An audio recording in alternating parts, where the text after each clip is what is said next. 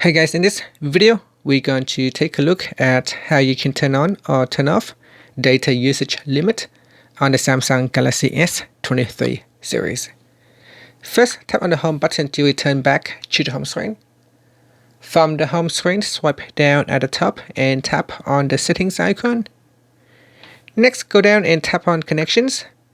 Then scroll down and tap on data usage. Now scroll down and tap on billing cycle and data warning. Next, tap on set data limit. Tap on the toggle button to switch it on or turn it off. Once this is turned on, you can then set the data limit. Now set that mobile data will be turned off when the specified limit is reached. And that's it. After that, you can tap on the back key to go back to settings or tap on the home button to return back to the home screen. Thank you for watching this video. Please subscribe to my channel for more videos.